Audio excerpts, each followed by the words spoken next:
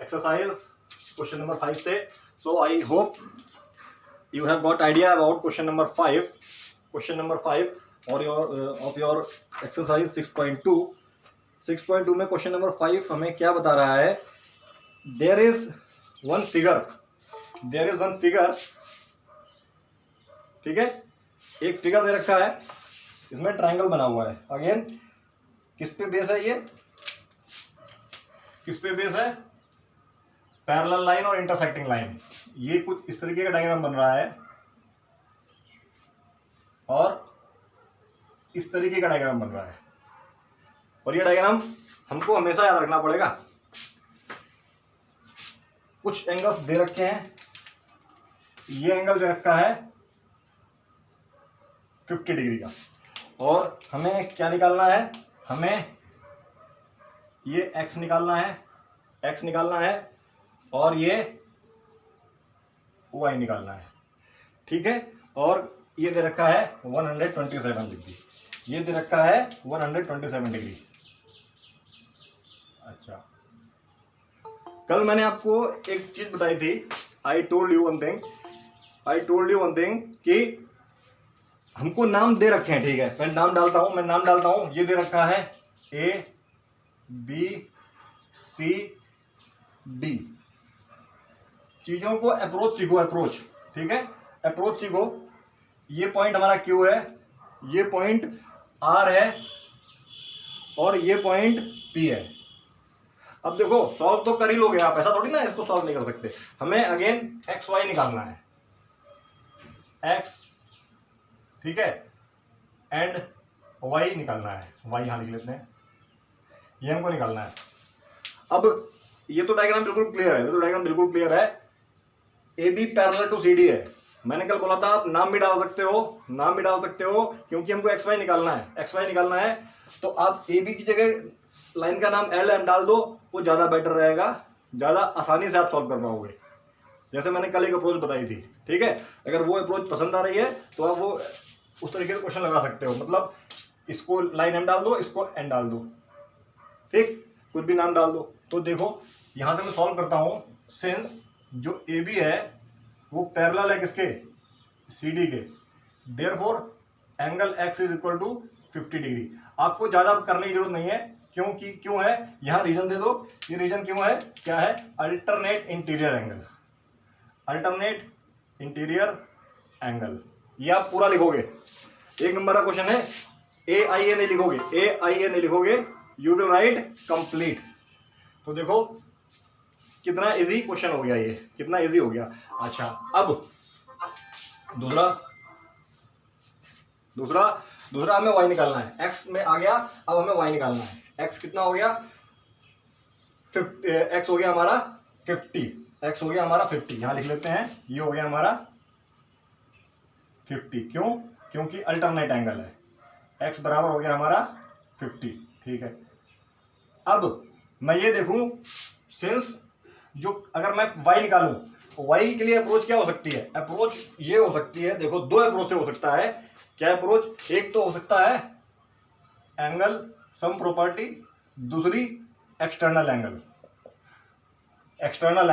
मतलब आप 2 अप्रोच से क्वेश्चन कर सकते हो. You can do this question by 2 approach. या तो आप एंगल सम प्रॉपर्टी लगा दो. एंगल सम प्रॉपर्टी लगाओगे तो आपको एक ट्रायंगल मिलेगा.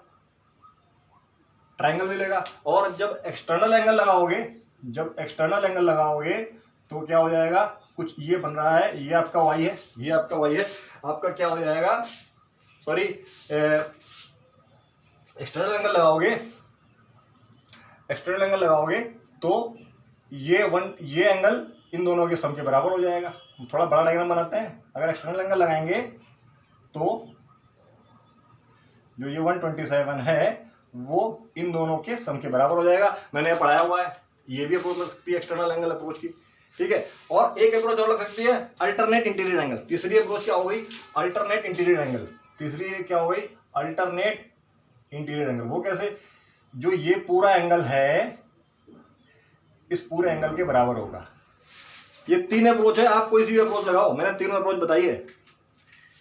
मतलब ये वाला एंगल इस एंगल के बराबर है. तो ये लाइन पैरेलल है ना, ये लाइन पैरेलल है,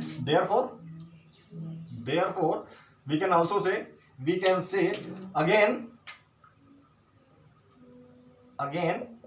क्या, y plus 50 is equal to 127।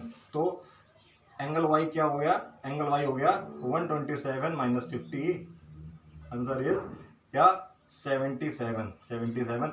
Last में क्वेश्चन निकालने के बाद आप ये पक्का लिखेंगे आंसर, अच्छा आंसर क्या, x equal to what 50 and y equal to 77। अब बात ये आती है कि सर इतना टाइम नहीं है, तो ठीक है यहां तक सॉल्व करो और इसके ऊपर रेक्टेंगल बना के छोड़ दो कि ये हमने प्रूव कर दिया है, ये हमने बना के प्रूव कर दिया है। और यहाँ पे 3 से 4 लाइन छोड़ दो, 3 से 4 लाइन छोड़ दो। अगर टाइम बचता है तो सब में आंसर लिखते चले जाओ, कोई जरूरी नहीं है अभी लिखो आप, और अगर आप लिख सकते हो, आपकी स्पीड बेटर है तो साथ में लिखते चलो, आंसर पक्का लिखोगे। ताकि रेक्टेंगल क्यों बना रहे हो कि जब आप आंसर लिखने आओ तो आपको केवल यही लिखना पड़े कि क्या क्या लिखना है। आई होप आपको समझ में आया होगा, क्या है, मैंने आपको 3 अप्रोच बताई है, 3 अप्रोच इसको निकालने के लिए। एंगल सम प्रॉपर्टी भी लग रही है, अल्टरनेट इंटीरियर एंगल भी लग रहा है, एक्सटर्नल एंगल भी लग रहा है। आप जिससे कंफर्टेबल हो उससे सॉल्व करो। ऐसा नहीं है कि आप सॉल्व करके देखना। एक्सटर्नल एंगल का ही मैंने बता दिया 127 किसका सम होने वाला है। अच्छा, मैंने आपको एंगल सम प्रॉपर्टी भी बता दी है। एंगल सम प्रॉपर्टी के लिए आपको क्या करना पड़ेगा, ये वाला एंगल निकालना पड़ेगा, ये वाला एंगल आपको निकालना पड़ेगा, जिसमें कि ये बनेगा लीनियर पेयर, उससे ये एंगल आ जाएगा, हम एंगल सम प्रॉपर्टी लगा देंगे। मतलब एग्जाम में कुछ भी समझ में आए, अगर देखो याद करके गए तो भूल जाएंगे, हम बैठ के सोचें व्हेनेवर वी सॉल्व क्वेश्चंस, तो जब सोचेंगे तभी क्वेश्चन कर पाएंगे। तो बढ़ते हैं नेक्स्ट क्वेश्चन की तरफ। कोई डाउट है तो आप पूछ सकते हो। Anyone have got any doubt? See question number 6, you can see question number 6 क्या होने वाला है। क्वेश्चन नंबर 6 में आपको एक फिजिक्स का कॉन्सेप्ट पढ़ना पड़ेगा। क्या पढ़ना पड़ेगा, देखो इसके लिए 3-4 चीजें हैं।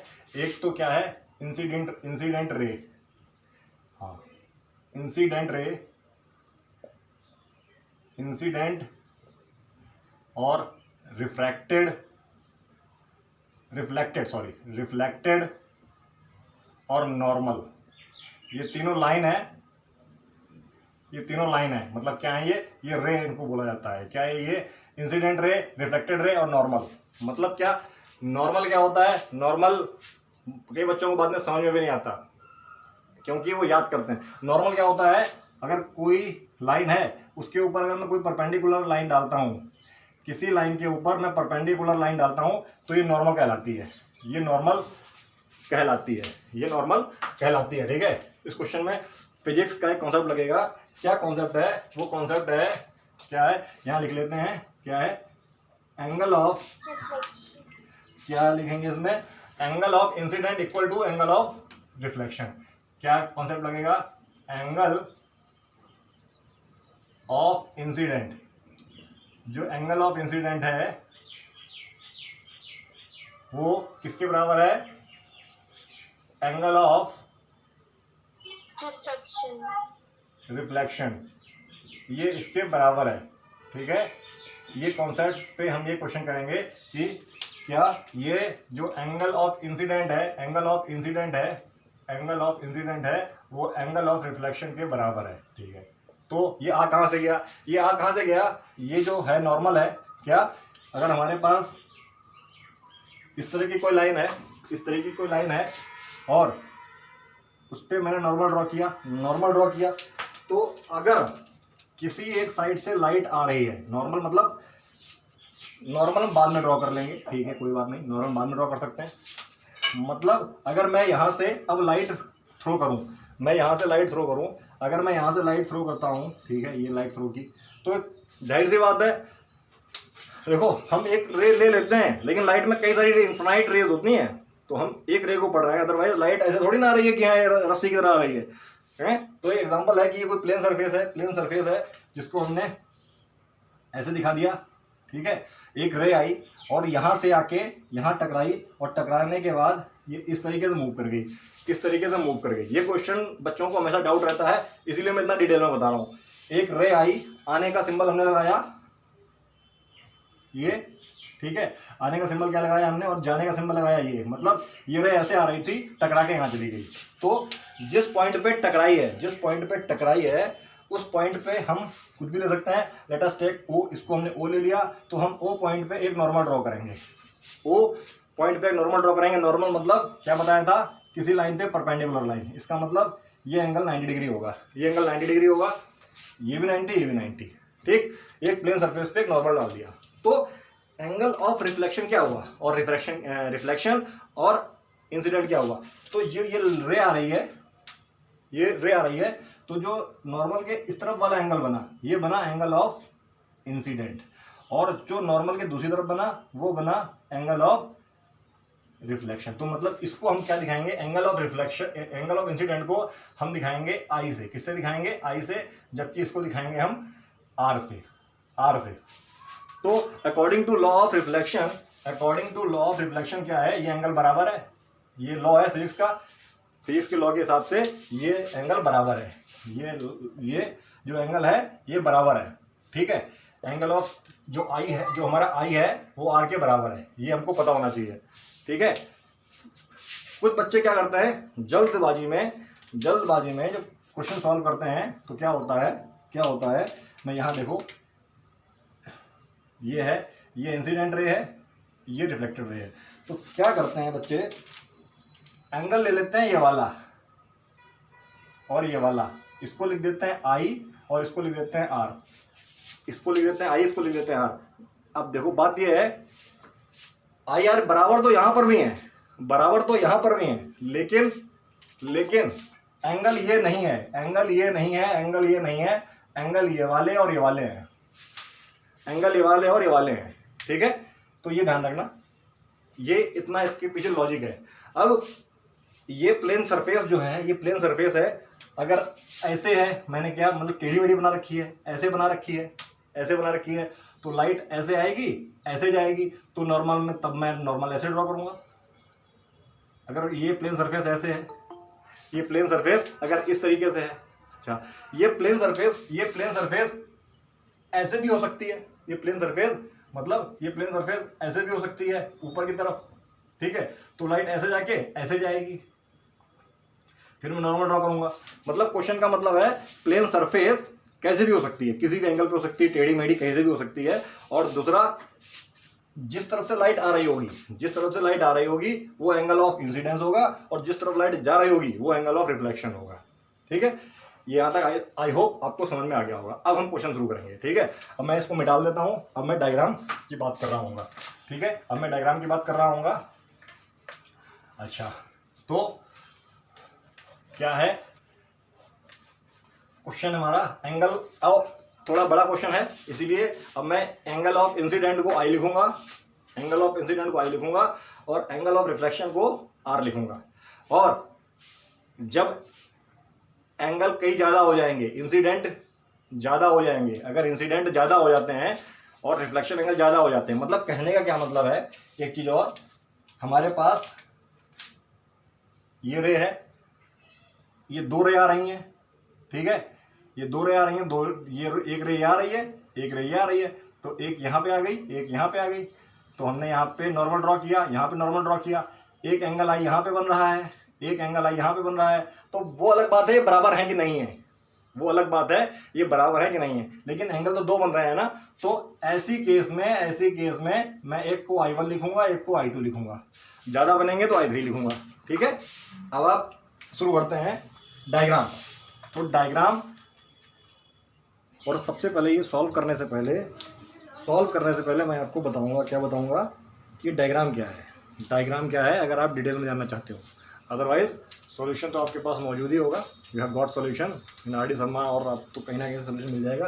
तो if you see the figure, क्या प्रूव करना है, कुछ टिपिकल फिगर दे रखा है, और इसमें मुझे जो ये दो लाइन आ रही हैं, ये जो दो लाइन आ रही हैं, ये दो लाइन है, मतलब ये लाइन कौन सी है, ये लाइन एक ए बी है, ये लाइन जो है मेरी ए बी है, और ये लाइन बोल सकते हैं सी डी है, ये पॉइंट सी है इस डायग्राम में। ये मुझे क्या प्रूव करनी है, ये मुझे प्रूव करनी है parallel, A B parallel C D, मुझे ये प्रूव करना है, ठीक है, मुझे ये प्रूव करना है। You can see line A B और सी डी दे रखी हैं, तो मुझे क्या प्रूव करना है, टू प्रूव, ये इसमें यहाँ पे प्रूव करना है। इस क्वेश्चन की कहानी काफ़ी लंबी है और इतना अगर पेशेंस होगा तभी समझ पाओगे, अदरवाइज पूरे टाइम पूछते रहोगे क्या हुआ। तो चलो शुरू करते हैं।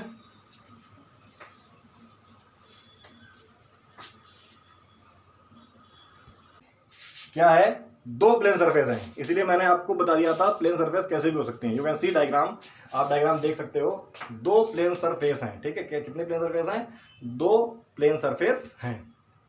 अच्छा, तो जब प्लेन सरफेस दो हैं,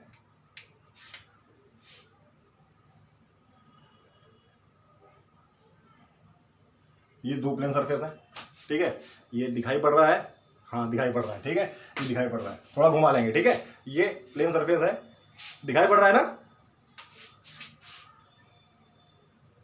नो सर। अच्छा, एक मिनट।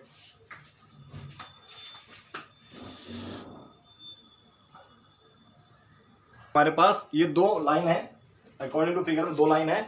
लाइन में अगेन क्या है, मतलब इसका मतलब होता है कि ये लाइन एक तरफ से पॉलिश है, जो हम ये कर देते हैं, इसका मतलब क्या होता है, ये लाइन एक तरफ से पॉलिश है, ये लाइन पॉलिश कर रखी है, मतलब पेंट कर रखी है। अच्छा, ये लाइन पेंट कर रखी है, ठीक है। अब क्या है, ये पॉइंट P दे रखा है और Q, ये एक सरफेस है, PQ एक सरफेस है, ठीक है, PQ एक सरफेस है, और R एंड S एक सरफेस है, R और S एक सरफेस है, R दो सरफेस है, पैरेलल इंक्लाइन है, एक नीचे की तरफ से एक ऊपर की तरफ से, मतलब जो इसकी रिफ्लेक्टिंग सरफेस है, जो ये सरफेस रिफ्लेक्ट करती है उसे हम बोलते हैं रिफ्लेक्टिंग सरफेस। तो इसकी रिफ्लेक्टिंग सरफेस अंतर है, इसकी भी दोनों के अंदर एक तरफ की तरह है, ठीक है। अब लाइट आ रही है, अब लाइट हमारी लाइट ने ट्रेवल करना शुरू किया, थोड़ा स्लाइडिंग बनाते हैं ताकि चीज़ें लिखने में आसानी हो। ये लाइट ए हमारी एंटर कर रही है, जिसको समझ में ना आए, I will provide you recorded video, आप इसको बार बार देखना, ये बच्चों को हमेशा डाउट रहता है। I will provide you recorded video, आप बार बार देखना इसको, ठीक है। अच्छा, अब क्या है, ये यहां से आई है, तो ये क्या करेगी, रिफ्लेक्ट करेगी, ये रिफ्लेक्ट करेगी। अब देखो, जब ये लाइट यहां से रिफ्लेक्ट कर रही है तो ये लाइट इसी तरफ जा रही होगी, अच्छा, अब ये लाइट, एक पॉइंट हमारा क्या बना, ये बन गया B, एक पॉइंट बन गया हमारा B, और एक पॉइंट बन गया हमारा C, क्यों, B पे टकराई थी, टकराने के बाद दोबारा चली गई। अब ये कहीं भी जा सकती है, जो ये लाइट है, ये लाइट कहीं भी जा सकती है, it can go anywhere, but again reflecting surface है, तो भाई लाइट तो लाइट है ही, जब यहां टकराई, दोबारा ट्रैवल की, उसको दोबारा रिफ्लेक्टिंग सरफेस मिल गई, तो ये दोबारा टकराएगी और ये मूव कर जाएगी इस तरीके से, तो ये क्या हो गया, डी, ये डी पॉइंट हो गया, ठीक है, ये पॉइंट डी हो गया। तो हमने क्या देखा, व्हाट वी हैव सीन। अच्छा, अब आप बोलोगे सर ऐसा कैसे, अगर मैं आपको एक लाइव एग्जांपल बताऊं, तो जो हमारा वो होता है ना, डॉक्टर ऑपरेशन करते हैं नली डाल के, तो वो चीज़ें अंदर देखते कैसे हैं, तो देखते ऐसे ही हैं कि जो पाइप है, ये रिफ्लेक्टिंग सरफेस है इसके अंदर, और ये लाइट जा रही है, ये ऐसे टकरा के जाती रहती है, देखो, ये लाइट अगर आगे पाइप बना हो तो आगे चलती चली जाएगी, ये यहाँ से गई, और वहाँ पे जहाँ पे लाइट, हमको जो चीज़ देखना है हम उसको देख सकते हैं। ये फेनोमेना है कि मतलब इस तरीके की चीज़ें हैं। एट प्रेजेंट आपके में एक सेक्शन लिया गया है। अच्छा, ठीक है, तो क्या हुआ, अगर मैंने बी पे, अब मैं इसका डायग्राम मैंने समझा दिया है, अब मैं बी पे सॉल्यूशन शुरू करता हूँ। क्या है? एट बी सॉल्यूशन देखो, एट बी ठीक है, क्या ड्रॉ या ड्रॉप, नॉर्मल को ड्रॉप करते हैं कायदे में, ड्रॉप नॉर्मल ठीक है, नॉर्मल ड्रॉप कर देते हैं। ये मैंने नॉर्मल ड्रॉप कर दिया, ठीक है। तो ये तो 90 डिग्री होगा ही होगा भाई। लाइट यहां से जा रही है, बी पे टकराई है, तो इसको बोलते हैं पॉइंट ऑफ रिफ्लेक्शन। यहां से टकराई, ये 90 डिग्री का एंगल बनाएगा, हमने नॉर्मल ड्रॉ कर दिया। सिमिलरली यहाँ पे टकरा रही है, सी से लाइट ये आ रही है, सी से ये वाली लाइट नहीं आ रही है, सी से ये लाइट नहीं आ रही, लेकिन ये टकराने के बाद यहाँ पे पड़ रही है, ठीक है, ये टकराने के बाद यहाँ पे पड़ रही है। तो एक पॉइंट तो हमको बी मिल रहा है और सिमिलरली एक सी भी पॉइंट मिल रहा है, तो नॉर्मल हमको यहाँ भी ड्रॉ करना पड़ेगा, भले बाद में ड्रॉ करें, नॉर्मल हमको यहाँ भी ड्रॉ करना पड़ेगा, क्योंकि 2 पॉइंट ऑफ रिफ्लेक्शन मिल रहे हैं, ठीक है। अच्छा, अब डायग्राम हमने बना लिया, ठीक है। अब हम क्या करेंगे, अब शुरू करते हैं क्या, एट बी और सी, मतलब एक पॉइंट बी मिला है पॉइंट ऑफ रिफ्लेक्शन का, एक सी मिला है, तो हम सॉल्व करते हैं at B and C drop normal. और मैंने आपको नॉर्मल बता दिया, नॉर्मल क्या होता है, normal n1 and n2 respectively क्यों लगाया जाता है, इसका मतलब रिस्पेक्टिवली लगाने का मतलब ये होता है कि बी पे n1 ड्रॉप किया गया है और सी पे कौन सा ड्रॉप किया गया है, n2 ड्रॉप किया गया है, मतलब इसीलिए इसको डिस्टिंग्विश करने के लिए बताया जाता है। तो ड्रॉप कर दिया, ये हमने नॉर्मल ड्रॉ किया, ये हो गया मेरा n1 और ये हो गया n2, ये दो नॉर्मल हमारे पास हो गए, अच्छा, अब देखो, late I and R be the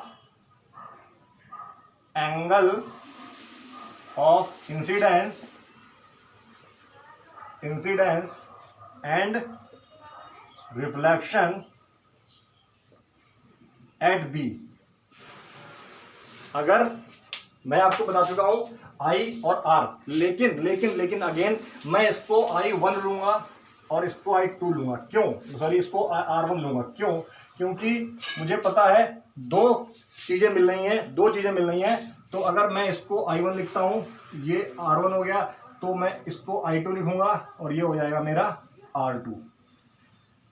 हर चीज की रिक्वायरमेंट होती है, तो इसको आपको समझना है। ये है मेरा n2, ये है मेरा n1, ठीक है। तो अभी तक मैंने क्या सॉल्व किया, पहले मैंने आपको सारी टर्म्स समझाई हैं, उसके बाद मैंने बी और सी पॉइंट पे जो आपके बुक में दे रखे हैं, डायग्राम में दे रखे हैं, वहां पे नॉर्मल ड्रॉ किया है, और नॉर्मल मैंने आपको बताया नॉर्मल क्या होता है। नॉर्मल ड्रॉ करने के बाद तो इसका टर्म है एंगल ऑफ रिफ्लेक्शन और एंगल ऑफ आर माना है, आप कुछ भी ले सकते हो, ठीक है।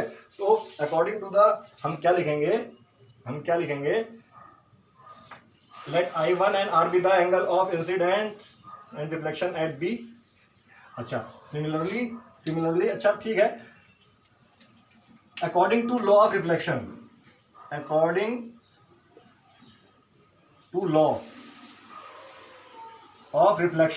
आप R से रिफ्लेक्शन कर लेना, क्या है, जो I1 है वो R2 के बराबर होगा, अभी हमने कहीं भी पहला लाइन की चीजें यूज नहीं की हैं, I1 है वो R2 के बराबर होगा, ठीक है, I1 है वो R2 के बराबर होगा,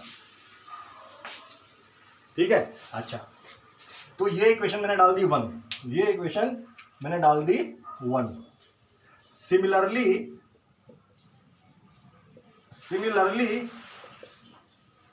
एट सी जो सी पॉइंट है वहां पे क्या, जो I2 है वो R2 के बराबर होगा, क्यों, इस पॉइंट पे यहां से लाइट आ रही है, इधर को जा रही है, यहां से लाइट आ रही है, यहां को जा रही है, तो ये इक्वेशन हो गई मेरे पास 2, अच्छा, अब यहां से मैं इसको थोड़ा रब करता हूं, ठीक है, इसको रब करता हूं, थोड़ी स्पेस बनाता हूं, इसका देख लेना इसको, हाँ, तो एक इक्वेशन मेरे पास क्या बन गई, I1 बराबर R2, एक बन गई I2 बराबर R2। अच्छा, क्या हुआ, जो sir I1 equals to R1, sorry sir equation 1 में R2। Okay okay okay okay okay मैं ओके ओके ओके ठीक है। Yes sir. अच्छा, तो I1 इक्वल टू R1। अब देखो क्या है, एक इक्वेशन ये, एक इक्वेशन ये है। अब मैं इन दोनों में रिलेशन कैसे करूं, अब देखो सिंस जो मेरी PQ है ये पैरेलल है किसके, RS के, ये गिवन है, ये हमको दे रखा है, ठीक है, ये हमको दे रखा है। समझ में नहीं आ रहा है तो सुन लो, बस दिखाई नहीं पड़ रहा है तो जो PQ है वो पैरेलल है RS के, जो PQ है वो पैरेलल है RS के। अच्छा, और जो N1 है ये परपेंडिकुलर है PQ के, एंड जो N2 है वो परपेंडिकुलर है किसके, वो परपेंडिकुलर है RS के, ठीक है, वो परपेंडिकुलर है RS के, ठीक है। तो इसका मतलब क्या हुआ, दिस इंप्लाइज दैट जो N1 है वो पैरेलल हो गए N2 के, N1 है वो N2 के पैरेलल हो गए, ठीक है। क्लास 8 में आपने पैरेललोग्राम पढ़ा होगा, अगर आपने इसको एक्सटेंड किया, इसीलिए तो कॉन्सेप्ट की जरूरत पड़ती है। अच्छा, तो ये क्या है, स्क्वायर बन रहा है, रेक्टेंगल बन रहा है, स्क्वायर भी हो सकता है, ये एक रेक्टेंगल बन रहा है, तो ये पैरेलल होगा, देयरफॉर ये पैरेलल हो गया। और सिंस ये पैरेलल है, दिस इंप्लाइज दैट जो R1 है वो I2 के बराबर हो गया। इसका मतलब क्या हुआ, इसका मैं अलग से एक डायग्राम बनाता हूं, देखो क्या हुआ, ये लाइन क्या है मेरी, एक नॉर्मल, ये है दूसरा नॉर्मल, ये मेरा N1 हो गया, ये हो गया मेरा N2, ये हो गया नॉर्मल, ठीक है, ये नॉर्मल हो गया। अब अगर ये बात कर रहा हूं मैं, ये एंगल क्या है, B पॉइंट है, ये पॉइंट C है, N1 मैं यहां लिख देता हूं वरना कंफ्यूज हो जाओगे आप। तो क्या ये दो लाइन पैरेलल हुई, डायग्राम अगर इसको आप रिलेट कर पाओ इस फिगर को यहां से, तो ये एंगल बराबर नहीं होगा, क्या लिखा जाएगा, ये होगा अल्टरनेट इंटीरियर एंगल, ठीक है। तो ये क्या हो गया, ये हो गया हमारा 3, ये हो गया हमारे पास 3। तो एक इक्वेशन हमारे पास क्या बन गई, ये एक बन गई, ये और एक बन गई ये, हमारे पास 3 इक्वेशन बन गई हैं, तो अब मैं इन दोनों इक्वेशन को ऊपर लिखता हूं, इसको भी मिटा देता हूं। आई होप आपको समझ में आ रहा होगा। तो पहली इक्वेशन मेरे पास थी ये, दूसरी इक्वेशन थी मेरे पास ये फर्स्ट इक्वेशन, ये सेकंड इक्वेशन। क्वेश्चन थोड़ा बड़ा है और मैंने काफी डिटेल में समझाया है इसको, ठीक है। तो एक इक्वेशन ये इक्वेशन 2, तीसरी इक्वेशन ये। अच्छा देखो, अगर I1 इसके बराबर है, I2 इसके बराबर है, ये दोनों आपस में बराबर है, तो हम लिख सकते हैं फ्रॉम फर्स्ट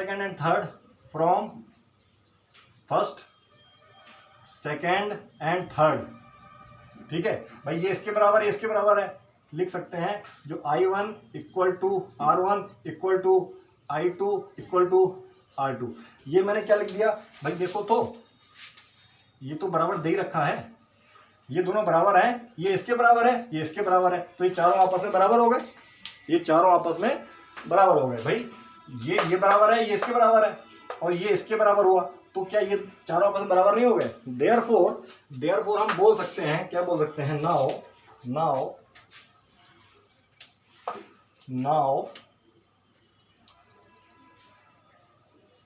जब ये आपस में बराबर हैं, तो I1 plus R1 equal to क्या, I2 प्लस R2। भाई ये तो बराबर है ना, तो दो को हमने जोड़ लिया।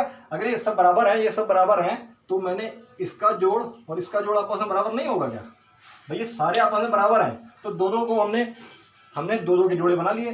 तो जब दो के जोड़े क्यों बनाए ये समझ में आएगा जब ये बराबर हो गए। अब यहाँ देखो I+1 क्या कौन सा एंगल है, I+1 एंगल ये वाला एंगल है, इसलिए आई प्लस आर लिया गया है, इसलिए आई प्लस आर लिया गया है। अच्छा, I2 प्लस R2 कौन सा एंगल है? I2R2 प्लस ये वाला एंगल है, इसलिए लिया गया है। क्यों लिया गया है? देखना देखना क्या हो गया, ये एंगल हो गया ABC, और ये क्या एंगल हो गया, ये एंगल हो गया BCD। देयरफॉर हमने ये एंगल बराबर प्रूफ कर दिया, और हमको यही प्रूफ करना था, यही प्रूफ करना था। अब इसको प्रूफ करने से क्या फायदा हुआ, इसको प्रूफ करने से क्या फायदा हुआ, इसको प्रूफ करने से फायदा ये हुआ। अब आप देखो, मैं पूरा डायग्राम में डाल देता हूं, मैं पूरा डायग्राम में डालता हूं।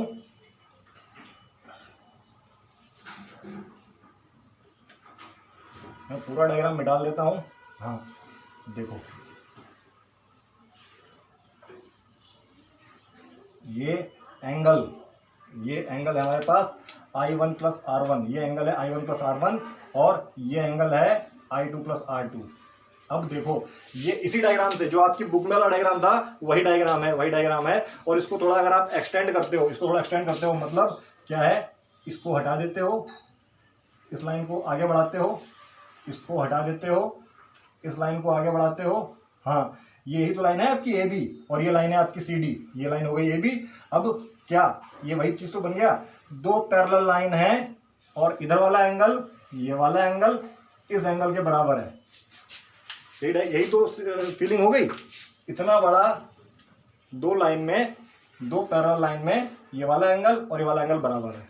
तो हम बोल सकते हैं this implies that what AB parallel CD। और हमें यही प्रूव करना था, हमको यही प्रूव करना था। आई होप आपको समझ में आया होगा, आई होप आपको समझ में आ गया होगा। Yes, sir.